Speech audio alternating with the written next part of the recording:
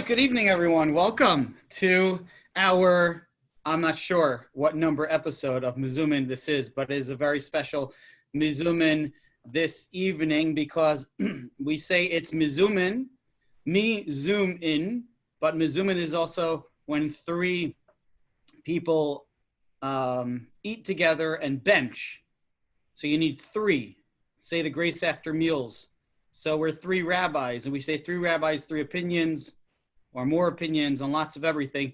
And this evening, we're joined by a pastor, reverend, and doctor, and that's all one person, by the way, and his son. So we're excited for the episode here this evening. Rabbi Wahlberg, why don't you kick us off? How are you doing, Rabbi Wahlberg, Rabbi Yogev? Feel free to unmute yourselves. First of all, we say three rabbis, but let's make sure everybody knows who's who.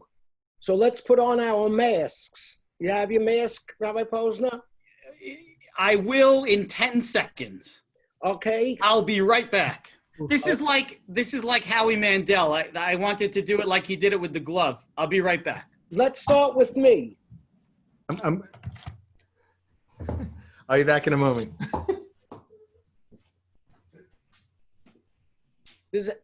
Even with the mask, does everybody know who's in charge? Is the writing big enough?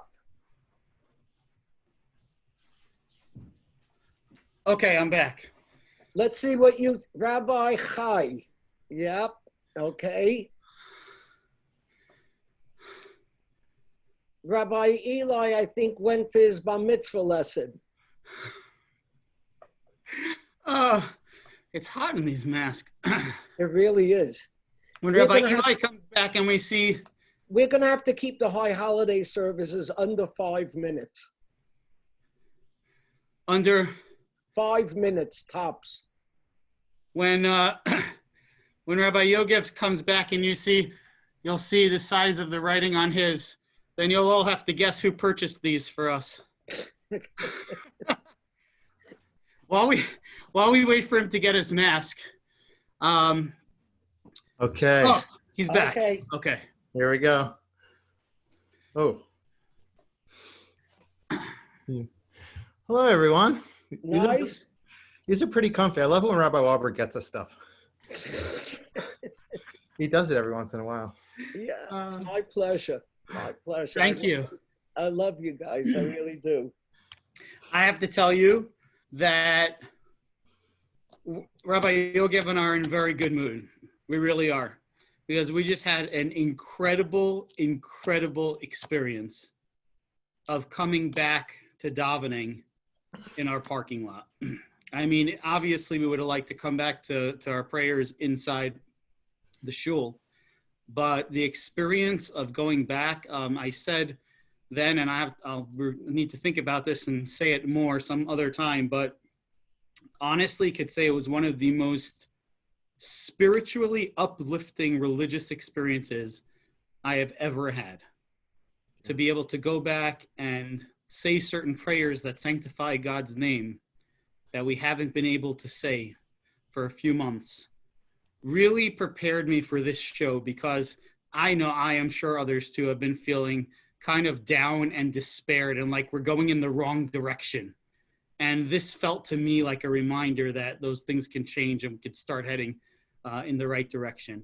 We've got some video from our preparations for the services and just in from the services this evening. We're going to show you that now.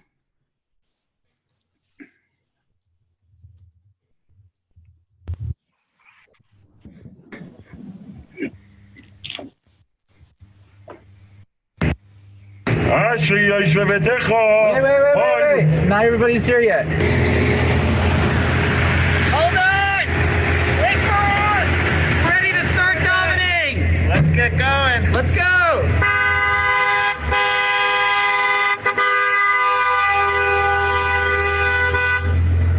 What's going on? Rabbi, we're davening! Davening? We're davening!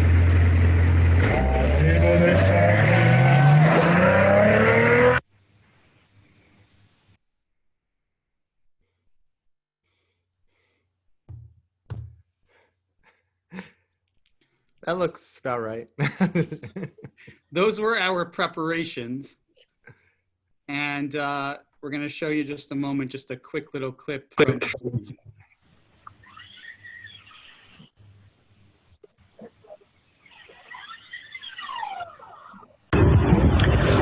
Wow, I am just coming to the parking lot and looking around and seeing people. It's pretty surreal, and I have to admit I'm pretty emotional at us coming back to davening in this space. Wow, Hodul Hashem Ki Tov Ki L'Olam Chasto. We give gratitude to God for His kindnesses forever.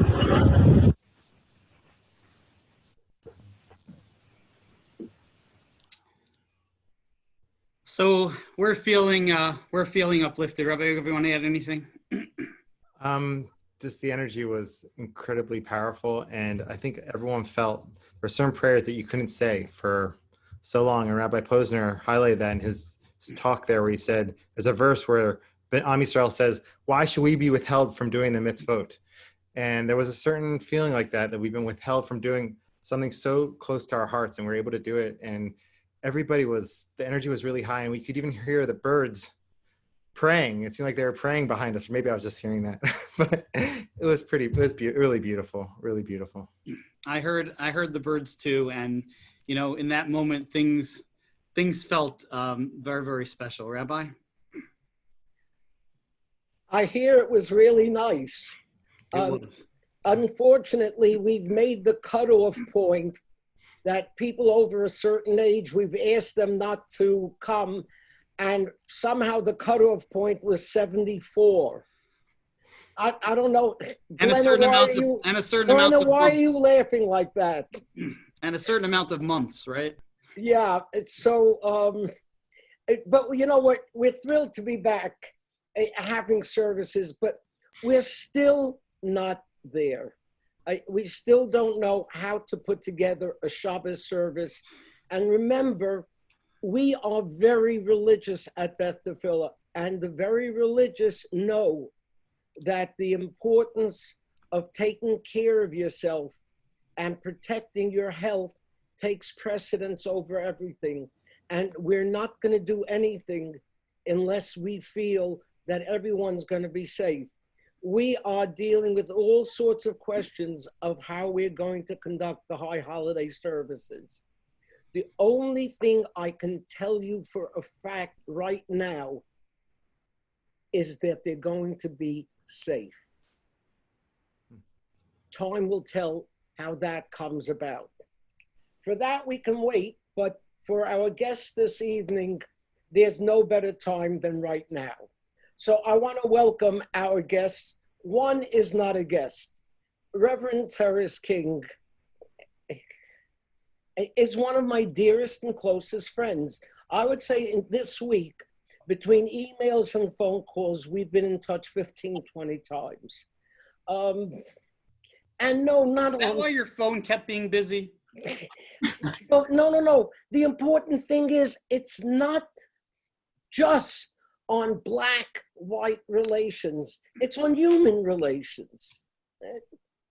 We're two clergy, and we care about people, and we care about community, and we care about programs at Sinai Hospital. And we put together a program now with Reverend King's son that's going to involve our 3rd to 5th graders, with 3rd to 5th graders in Ashburton, tied in with a program from Towson University. We're family. And yet, I was thinking about it this evening, we're so different. Let me give you an example, a small little difference. Reverend King's name is Terris King. His son's name is Terris King. That could never happen in a Jewish family. Jews are very careful to make sure parent and child don't have the same name.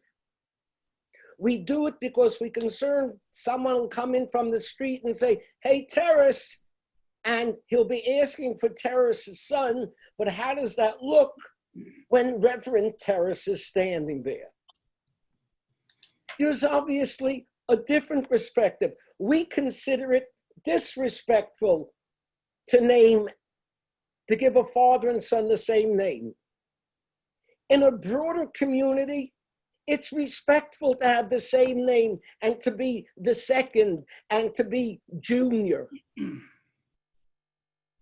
Well, I'm glad to tell you that Reverend King's son is not a junior. He's quite a young man in his own right. And really, you know what Terris has and he can't even appreciate? I'm talking about Terris, the Rabbi Terris, not. He has nachas. He has real nachas. That doesn't sound like a good thing if you don't know. Yeah, it sounds like a Mexican food. No. Nachas is pride in our children and grandchildren. And Reverend King, with no act of disrespect, but you already are a regular at Beth Tefillah.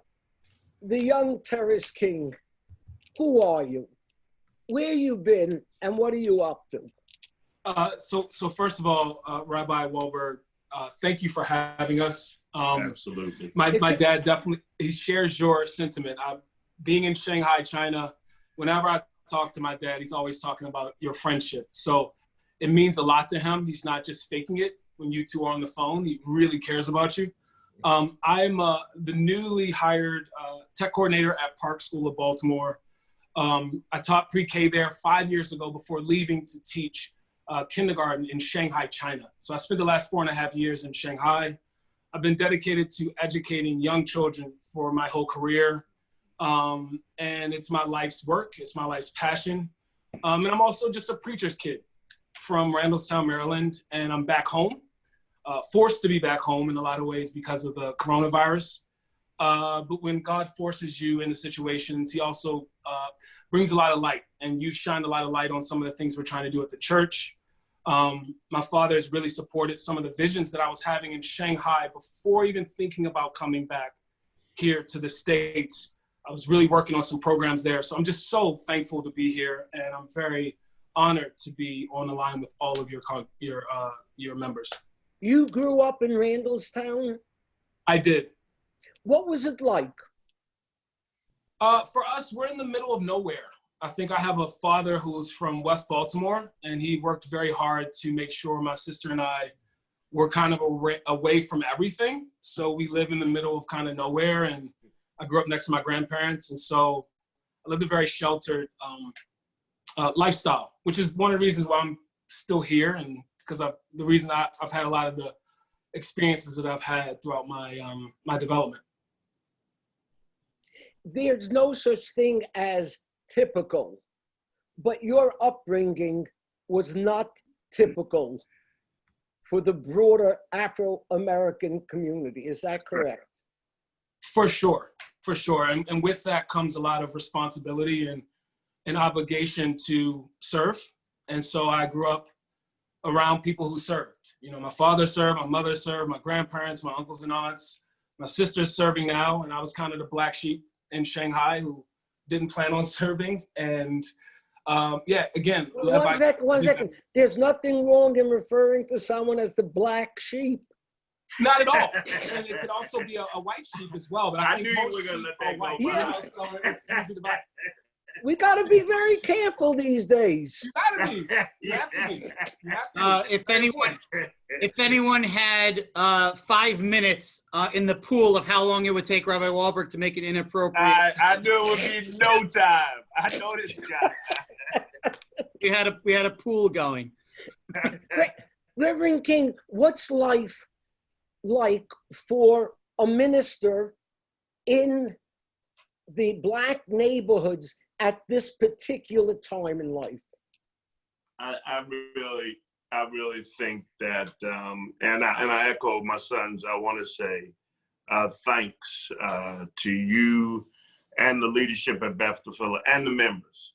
We've been working on this relationship And it really gives us an opportunity tonight to have this kind of conversation where we can go into some sensitive subjects. So I want to say, I think the trust level and the importance of the Black church is at an all-time high.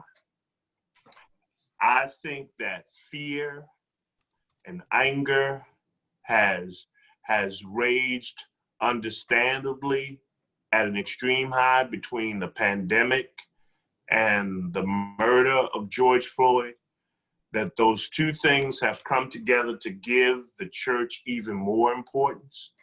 The connectivity that we've had through technology like Zoom, the importance of our family, and I think being able to temper and focus our anger through unrest. I think the distrust that surrounds us in terms of institutions and to a great degree of government has really given voice to the African American pastors to be a voice of reason and a voice of safety and care. And I think the church is really at an all-time, and I know you and I were sending each other articles with those predicting how this pandemic could be the downfall of the Black church.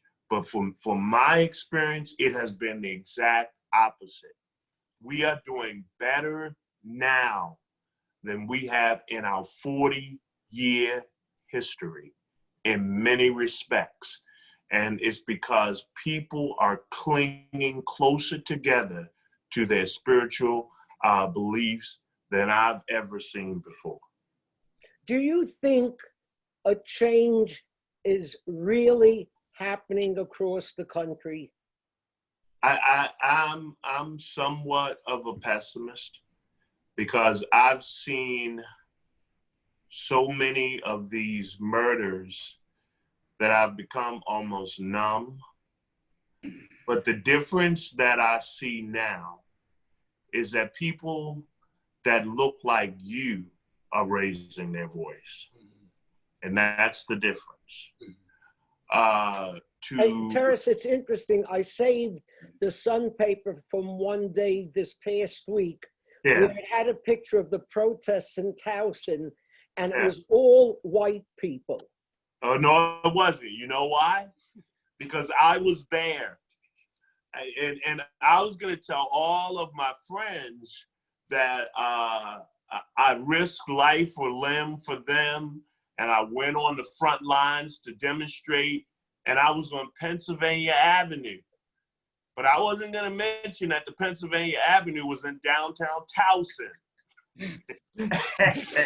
I got you. And we were really thinking about going out on the edge and doing the Lutherville protest. I had to hold myself back, from the Lutherville protest. But this is what we did. And it was unbelievable for me to walk up and see hundreds of white people screaming, "Black Lives Matter." Wow. Now that is something that I would have never believed would occur. So that tells me, and see, that's the difference.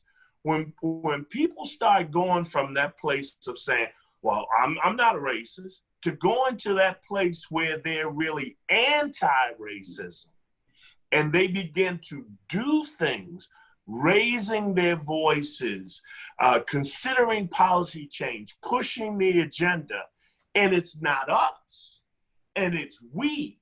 It's not the other, but we're together. That's when the possibility of real change is about to take place. I'm still somewhat pessimistic, however, but I'm seeing the real possibility that there's light at the end of the tunnel. I just hope people don't get tired and they keep the pressure up and they keep the momentum up. And that's the only way change is going to occur. Baby, Reverend King, baby Terris. Yes. Or No, that's fine. I'm down with that. baby Terris. Yeah. You didn't grow up in what we're going to call the typical black home and black neighborhood. For sure. I think, if you look at stats and things of that nature, I think some of it might be a lot of stereotyping, right? I have a lot of friends who grew up like me, but for sure, let's go with that line of logic. For sure, things were like that. Did the color of your skin make you a target of discrimination as you were growing up in this more sheltered than most environment? For me, I played lacrosse in Catonsville. I, went to Cardinal Gibbons. I've always been in some way or another, a part of the minority. I've definitely had moments where I felt discriminated against. I would say if I could compare that to someone living in a less sheltered environment, I would say no. And even more so than that, I think the way that I maybe processed the discrimination was a lot different than a lot of my peers. I think my father and my mother and my family did a lot of work around working with me around like who I am. I think, you all do that at your synagogue, right? With your members and with your children. I really knew who I was, and I understood at a very young age how people would treat me because of how I look. I'm large, I'm very dark, I have a very dark complexion. Before you hear my voice or hear what I do, you may fear me, right? And so in a lot of ways, I knew that at a very young age, so I perceived a lot of the racism in a different way. For sure, I do believe that a lot of my overall trajectory, I was very sheltered and extremely lucky. However, I think at a young age, I also realized my obligation to be the liaison between cultures. I can sit here now, I've lived in China. Some of my best friends, and I maybe sound like a white person saying some of my best friends are black people, but some of my better friends are white people, and for sure, we love each other. And so I can never be too far off the path in understanding that we are one human race. However, in dialogue with them and also dialogue with people who are just like me, there's a firm understanding that because of who I am treated in a certain way. And I think it's important to unpack that no matter who you are, whether it be through I am oppressed because of who I am, or I am privileged because of who I am. And so as much as I put that on the table around how I'm treated because of who I am in that way, I've also been really privileged in a lot of other ways. I have my male privilege. I wasn't born to a family of lower economic status, so I am also privileged. And so, I truly understand the overall human experience. And I think that's what I try to bring to the table in classrooms and in the community. What would it take for us to buy you away from Park School? Stop it. Wait, Dad. I have a price. So I don't know if anybody's on here from Park, but I have a price. What did you say? You don't have a price? I have a price. Oh, and what I'm saying is, I'll write it in the chat section on a sheet of paper. He sounds like one of us already. Good. Yeah, that's right. That's right. Yeah. You got it. Rabbi, there's already there's like a petition going in the chat here that they should hire. To stop me. Actually, the other day when we all met and we were talking, and he mentioned what he's doing, Dr. Shore said, "Hey, how come you didn't come? Ask us about coming to us." But that's the God's honest truth. That's true. But Terris had shared that. First of all, we have a tech director who's good. But secondly, he had said that it was a quick move. I want to ask you something, and we're friends here, so we can push ourselves a little bit. Let's do that.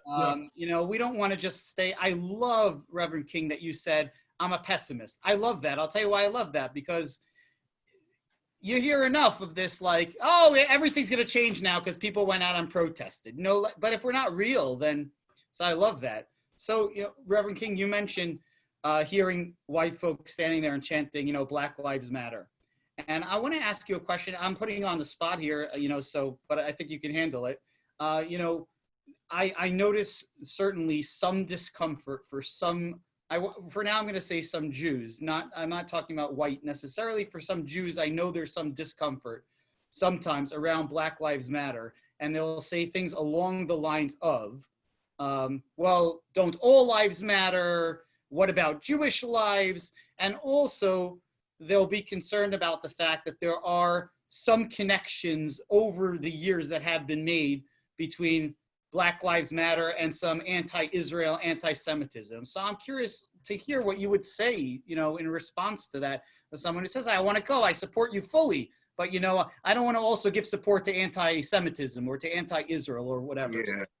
Yeah, I understand that completely. And I guess the best way for me to look at it, outside of the organization, Mitchell and I have had this conversation about the organization of Black Lives Matter, which I think has done an awful lot to galvanize and pull us together around this issue. I think you'll find in any organization, you'll find it, we have conversations about how even among synagogues, there are differences in their perspectives and that you may not agree on. Certainly I have that issue with other churches and other individuals in the Christian world. So organizational that happen. You can have a conversation with me around what some evangelicals and their approach or their deafening silence in the midst of what we're going through and what that means to me. But when I look at Black Lives Matter, and just kind of take the organization aside, and I think about this. So you have 5 houses, okay? And one of the houses is on fire. One house is on fire. All of the houses do matter, but the one we're going to focus on is the one that's on fire. What I'm not seeing in All Lives Matter, I'm not seeing Jewish kids again and again murdered by police officers. I'm not seeing that.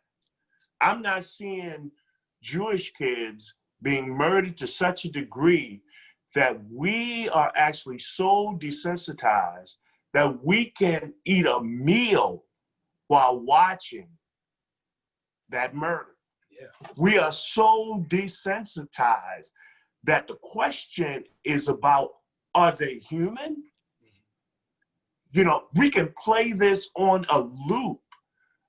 I watched this murder to the point where I would not watch it because I know it was on the screen hundreds of times in front of me. So this is not a time for All Lives Matter because all lives aren't in danger. All lives are not being murdered in front of us at this rate. So this is not a time to get persnickety about either why are they protesting this way or I'm not in support of that organization. Are you in support of that issue? That somehow people of color are treated as if they're not human. Because if any other race went through this in front of our eyes, the American world would turn upside down. I know the Jewish culture would not put up with this. No way. So right now, the only lives that matter in this conversation are Black lives because they're hunted, they're murdered, they're in danger, and we collectively need to do something about this. So the issues you have with the organization, get over it because that's not nearly as important as saving the potential life of myself or my son. And to pan off of that, if I can just vamp off here, when it comes to the human experience, everyone should be very afraid. I teach 5-year-olds. For a man to be killed like that, and for us to watch it on TV, and the reaction to be about an organizational approach, right? Like the human experience, we are one. I know that because a virus that started in Wuhan, China, where I was there. I was talking to my dad, and there was no virus here. Traveled all the way around the world. We are all connected. Yes. And I think at this moment, it's not like, yes, it is about that, but what we are fighting for is the rights of everyone. It's humanity. Because once we embrace this as the norm, all of us as stewards of our world should get very nervous about what could come. I know for me personally, I don't tolerate any racism. I know I came back, there were jokes about me coming from China. And it's like, no, we cannot do that when it comes to any race and any approach, because we do not want to go down the rabbit hole of desensitizing ourselves to that type of behavior in this beautiful democracy. Okay, the issue of fear. There is much fear amongst the Black community when it comes to white police and white domination. But there's also fear in the white community from Blacks that are associated with violence and looting. I mean, Jesse Jackson had said he would cross the street, you know, at night if he saw Blacks coming down the street out of a sense of fear. What do we do about that? That's and that's not, so to speak, that's our problem, but it's more your problem. Yeah. So let me go on a couple things.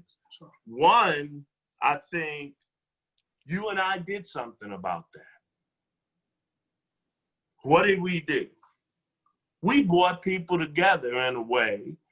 It may seem surface and minor, and it wasn't as deep, but we brought people in a room together. Wow. They ate kosher soul food together. What did they find out? They're human. What did you expect? Oh, they love their kids. What? Wow. They're actually trying to make it in this world just like we are. So I think this issue of, we have created to some degree a model that says, what do we do about it? Many times the fear exists because we don't know each other. And then secondly, and I'll leave the rest to my son, we have to get to the root cause of some of the violence that exists in certain neighborhoods. Why is that? What's going on? There's poverty. There's a lack of access to capital.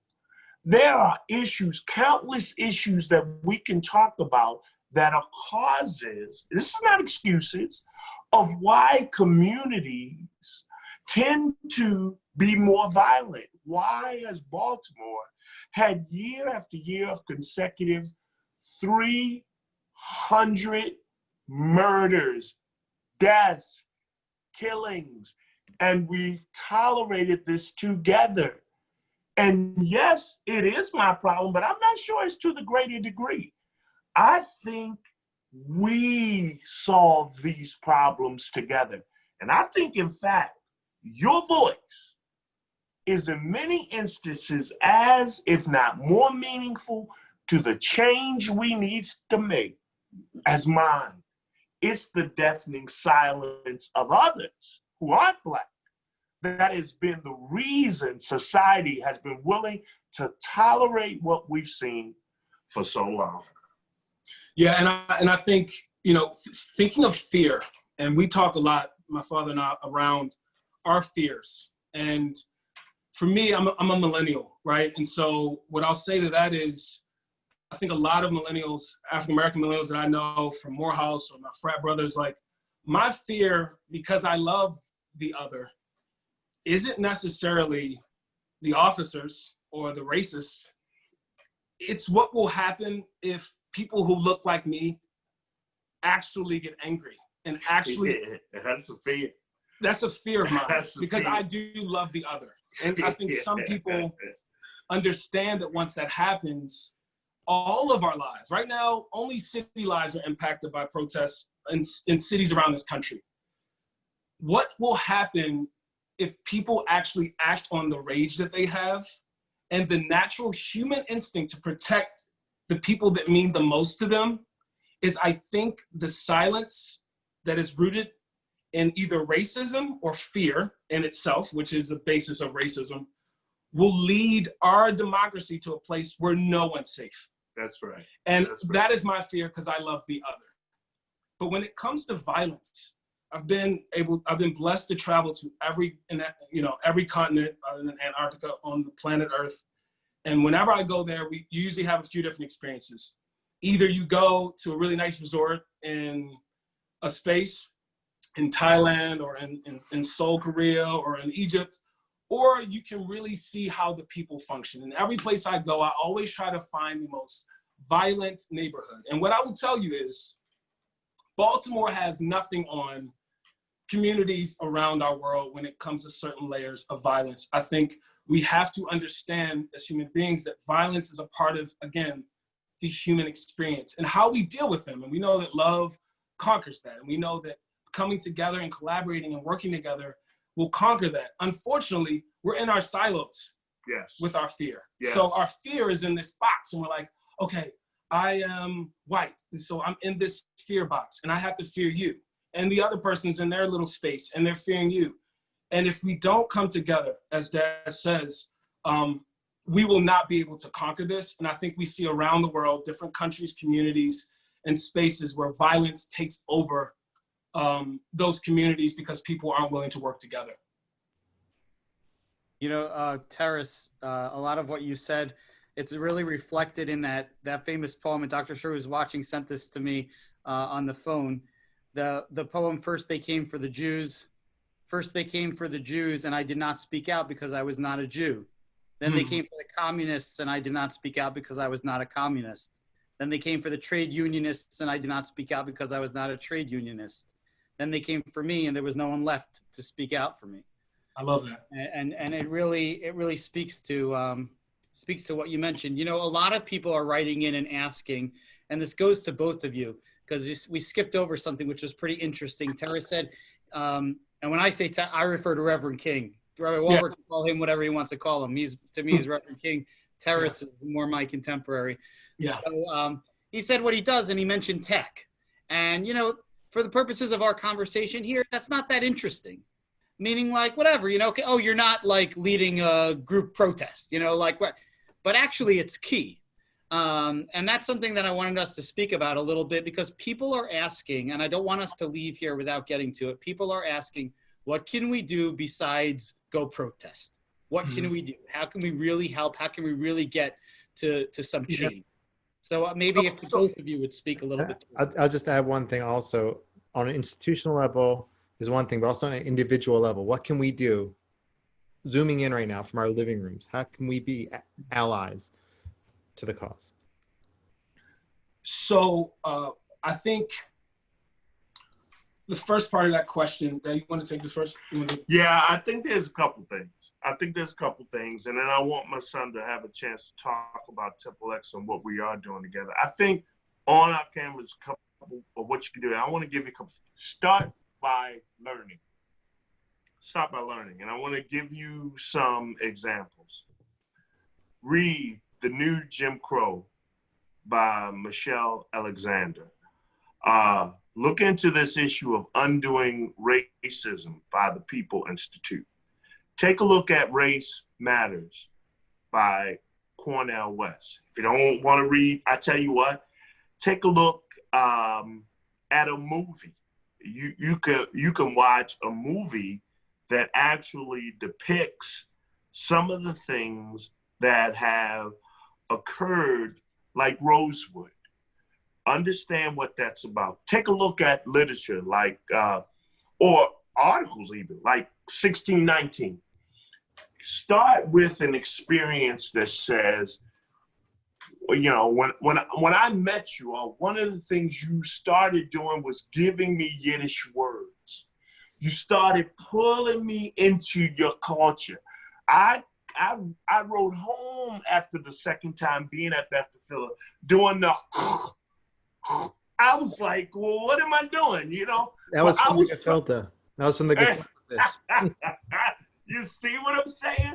So take a look at that. And then I think another part of what we can do is the kind of things that my son is doing to begin to reduce some of these divides.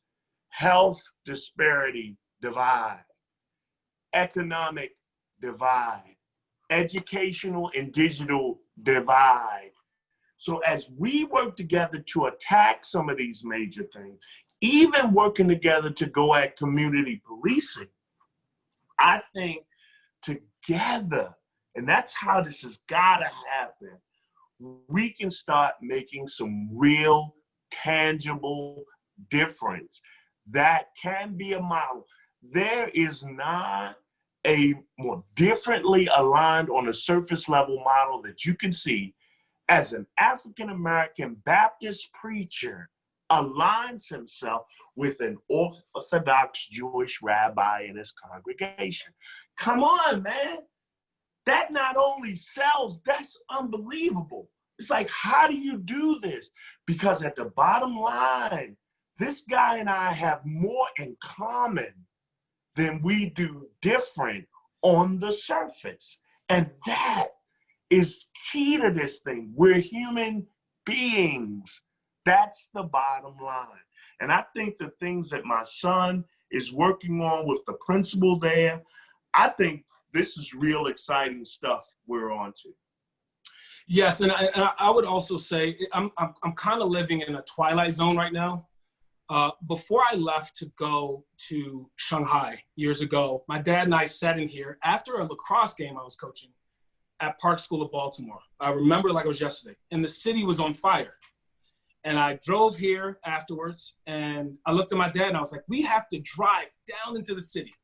And my mom and my sister and, you know, everyone was kind of looking at us like, why would you drive into the protest? Yeah, yeah. And I was so angry, right? Great. I was so angry because at the time I was director of programs at Easterwood Recreation Center. And for years, I had written grants and asked for money. And these are the children that were right in that community that went to Mondawmin and burned things. We were asking for resources to serve that community. Now, I remember having a moment with my father on the way down where I was like, Dad, we have to do this. Yeah. And as soon as the protest broke out this time, I remember looking at him and saying, the last time, that's right, that didn't work for us. No. Because we're focused on institutional change. Now, what I will tip my hat to is this. I am passionate about the Park School of Baltimore because of this story. Clip I sent you. I'm passionate about the Park School of Baltimore because a group of families and a few educators got together and they broke themselves from the system here because they were treated unfairly and they weren't able to get into certain schools, and they started their own. Yeah. And that is the reason why I call Park an extension of my home, because I know in that space, they create a utopian situation for children where they try to create the world that we want our children to live in. And so in a lot of ways, I think what people can do right now is to think about what they can do to be the fuel to the fire that a lot of people have in the city right now. And a lot of the things that are needed are resources. That's right. And I'm just being honest. And we've gone through the process of having your members, you know, my good friend, you know, Bob Ambrose. Bob Ambrose. He's a really good friend of mine who has given us resources, not much, but enough for us to run programs and to create sustainability. And I think that is where, and I think we kind of scapegoated the real question asked earlier around what we need to do to govern our neighborhoods. And that is something we do need to take on. But we won't be the person who says, African Americans need to pull themselves up by the bootstraps. That's just not how, we're not going to say that because the institutional racism is so major. But I do think that if we consistently reach across the aisle And if you all try to find people, we are here. And we know a lot of other individuals like ourselves that don't feel uncomfortable being around whites, don't feel uncomfortable talking about the differences that we have, but really want to create sustainable change in our communities. Yes. And we do need resources. Now, the great thing about resources is we're not going to ask you to drive into the city and do anything. But I know for us, we've had to check our privilege. My father is a retired senior executive. Like, he could literally right now do absolutely nothing and no one would judge him for it. Me personally, I was in China, and I will say I was a rich teacher there. It was awesome. I had a maid and a driver, and I'm back right now. And in a lot of ways, I am willing to sacrifice my time because this effort matters, and resources are very important. I think Facebook warriors, you have your Facebook warriors who want to post and like things. That's fine. But are you willing to get uncomfortable? That's right. And that's what I know we want to stand on, is like, in what ways are we being uncomfortable? The comfortable thing to do is to make a sign right now and to join what's happening. Like, I have itches every day. I'm like, I need to get out there and protest. But we also know there's another way that has to happen parallel to that, which is creating programming that lasts for my grandson to experience. And the only way that we do that is from learning from institutions like yours that have been around for so long. And that's why I've personally taught at Park schools and Shanghai American schools, because I'm very hungry personally to learn how institutions last 300 years. That's right. And that's what we want to do. It's been 40 years for us, but we want to learn from the best and provide our children. As soon as we get to the place that I've been at Park, and your children have been mine. Like, I have literally taken them on at Park in my pre-K classroom like they're my own child. I've loved them that way. As soon as people on this line feel that way about my kid, I believe that things will change. Because if you really jump across the aisle, you would want them to have the best. You would be okay with investing resources in trusted hands to really develop something that isn't about the glitz and the glam, but it's about doing real work with children and families. And I think starting from the beginning is the key. Can I, we have a movie that we would like to show. It's a 2-minute clip, which I think is very important to see. But before we do that, I want to just point out something that occurred this week when Terris King and I were speaking, and he was speaking with some of the leaders of our school and synagogue, and Dr. Shore has taken a very active, progressive approach to all of this. Something he mentioned in passing is that in the Ashburton Public School, no Wi-Fi. There's no Wi-Fi. That's right. There's no Wi-Fi. At Beth DeFilla, the parents complain that the Wi-Fi is not strong enough in the toilets. Well, in their defense, the Wi-Fi is not strong enough. I mean, but what chance do those kids have? That's the point.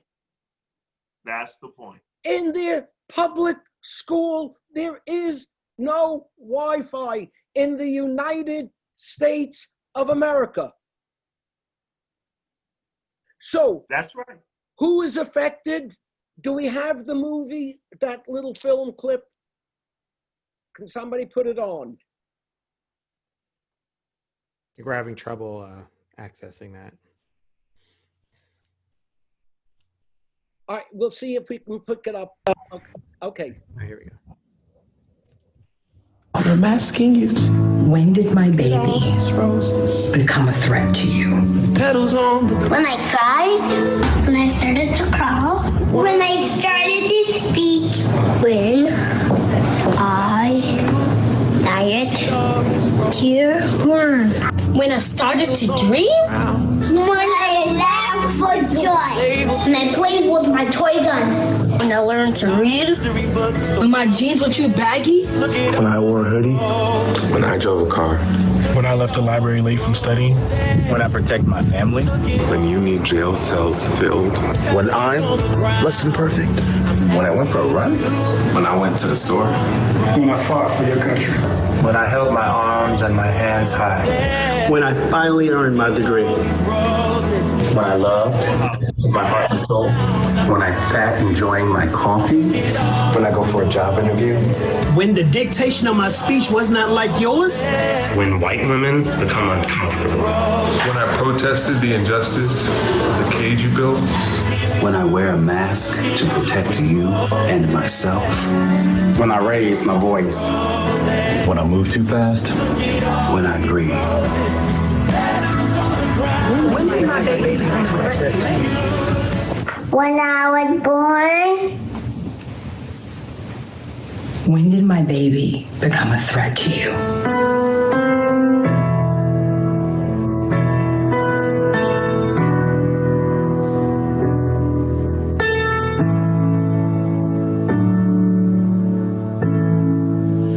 Lift every voice and sing till earth and heaven ring.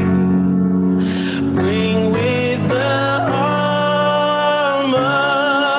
harmonies of liberty.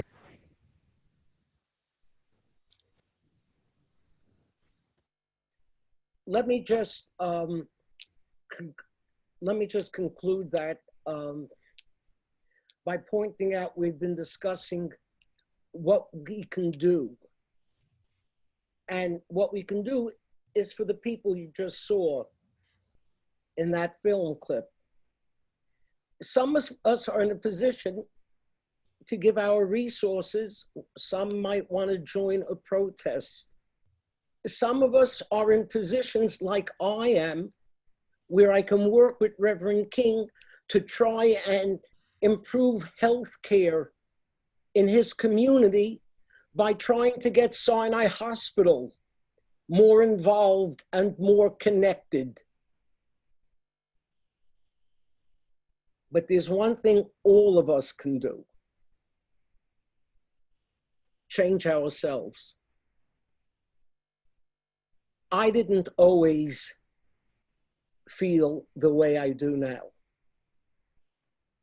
And words came out of my mouth then that I would never dream of saying. And I have children and grandchildren who are affected by every word and deed. One of the things that had a profound effect on me since I became rabbi here at Beth Tefillah is I used to see the cleaning women, the black cleaning women, walking from Old Court Road and wherever else to Slade Avenue to catch a bus in the rain.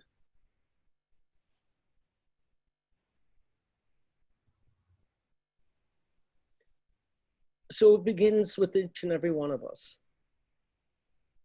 Rabbi Posner? Well, after that, I mean, what am I gonna say? You're gonna ask yourself that question for many years, Rabbi Posner. This has been absolutely incredible. I mean, we could keep going for Reverend King and for Terris.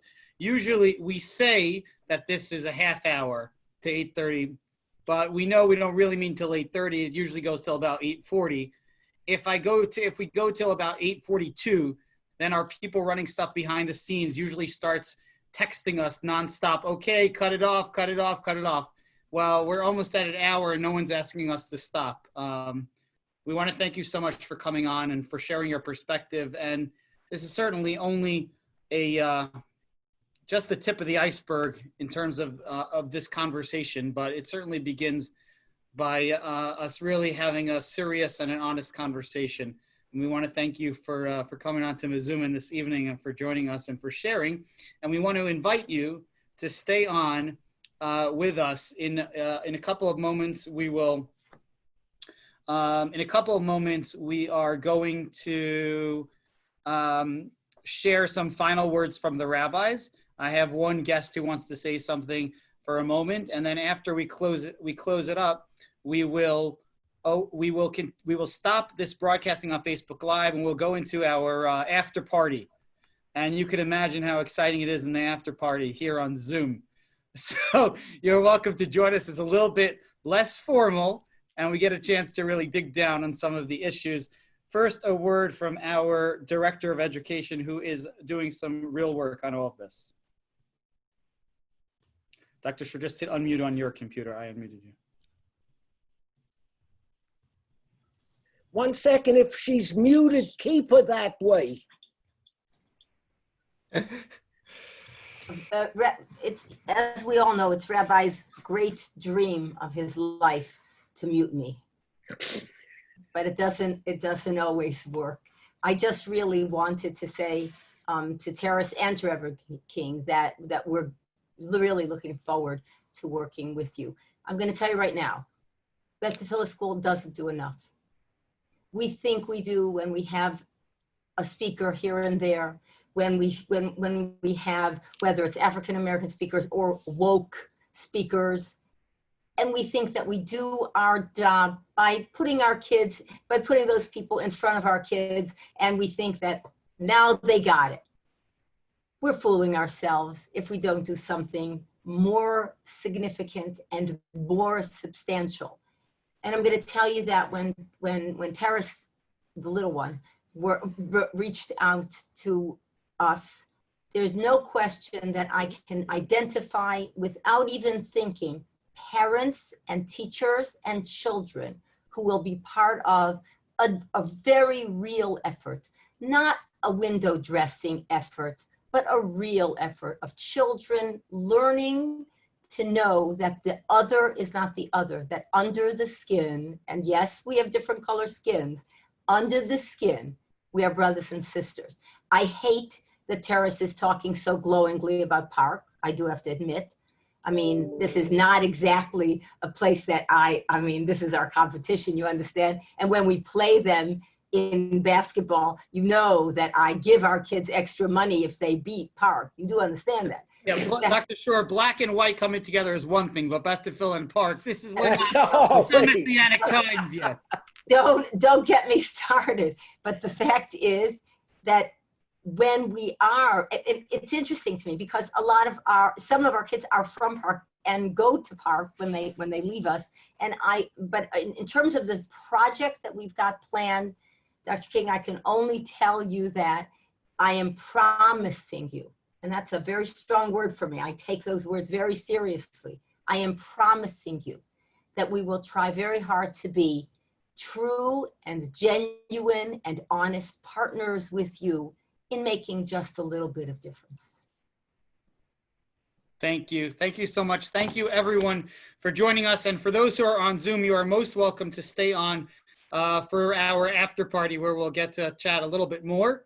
To those on Facebook Live, we will see you, and we'll see all of you next week for another episode of MeZOOMin. Have a great evening, everyone. Take care, everyone. Good night.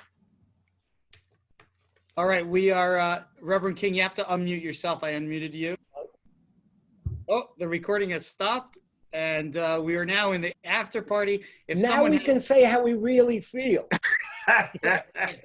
Absolutely. If we say it now, we'll only be saying it in front of 101 other computers. So it's very private right now. If someone has a question, they can put it in the chat. If you would like to speak up, just sort of get our attention virtually or any other, or speak up, and you can unmute yourselves, actually. You may need our help in doing that, but we are open now to any questions. I just had like a still follow-up question to what I asked you before. Just really practically, like, because I was asking myself and I had people ask me too. So you mentioned educating ourselves and becoming more knowledgeable about these topics, but just on a practical level, like what can somebody do now? Like, are there places that you suggest contributing to? Not as in our institution, God willing, we're working together with your institutions, but on a personal level, like maybe people can't leave their house because they can't go to protests because their doctor said don't leave your house. but they want to be involved in some way practically on the ground. So like what's some like a good way to be involved? So let me say this. My son wanted me to apologize for him. He's in the other room, and if there's any delay, I'm sorry in my speech, because we're both pulling from the same Wi-Fi now. He's teaching his kids in Shanghai as we speak. So during the day, he trains for that other school that I won't mention anymore. And at night, he teaches the kids still in Shanghai, China. So that's what's going on, because it's about 9 o'clock in the morning there. So that's what he's doing right now. Another piece that I would say is important to mention as we kind of set this up. One of the things that Towson is, and I'll go to your question about how you can contribute, that Towson is providing to us is they are connecting us in a way where for 1.5 miles around my church, Liberty Grace, there would be free Wi-Fi pulling from our Wi-Fi at the church. Just think about that. Think about what we could do if people are on the same Wi-Fi, what services from a telehealth perspective we can bring them, what educational experiences we can bring them. And one of the things we're looking to do is to get artifacts and pictures from the folks at Beth Tefillah so that we can actually give geospatial walking tours of the Ashburton community, where we're highlighting what Ashburton was like in the late 50s and into the early 60s. So we want pictures from your members to do that, so that as folks are walking that community on their phones, we're actually going to be able to have your kids and ours walk them through the artifacts of when Jews and African Americans lived together in Ashburton, which at the time was one of the first integrated communities in the country. Where do you give? So locally, I think one of the best places to start is the organization that I chair for Baltimore, and that's Family League of Baltimore. I think to talk to those folks, because here's what Family League is. It's Baltimore's local management board. So that means the major grants in Baltimore that go towards health and education for families and children, those grants are given out by Family League from funds that come from private investors, the federal, state, and local governments. So now what we're building is a piece where individuals and entities, private sector entities, and individuals can give to Family League in a way where we can go out with additional monies for our grants. And what I'm working on with Towson is capacity building organizations' capacity to do what you know is really important, the administrative work required with grants.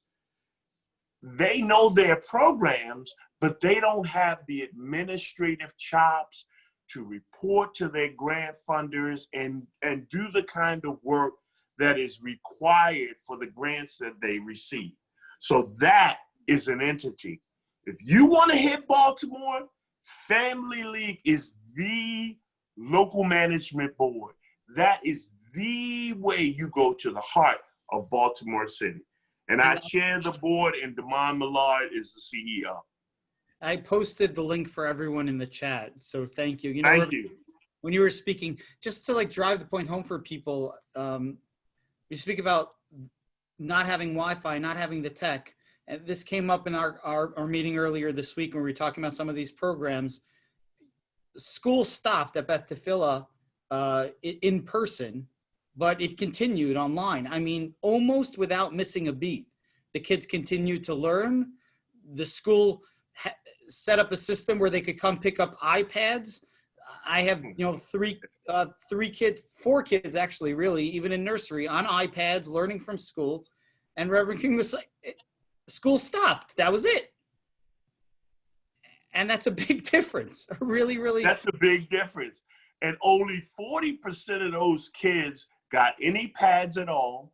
There's no Wi-Fi at the school, and many of their homes in that area, no Wi-Fi.